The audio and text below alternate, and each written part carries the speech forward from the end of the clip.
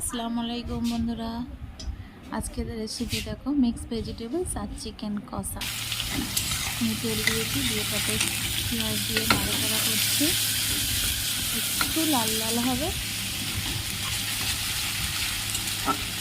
ভালো করে নাড়াচাড়া করে নিই। করে এইবার লাল লাল হলে তারপরে মিক্স ভেজিটেবল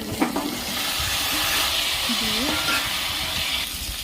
কষবো। আর এদিকে চিকেনটা দিয়েছি, তাতে একটু নুন দিয়েছি, ভেজিটেবলস নুন দিয়েছি, নুন দিয়ে ভালো করে কষা করবো, ভাজা ভাজা করবো ফার্স্টে।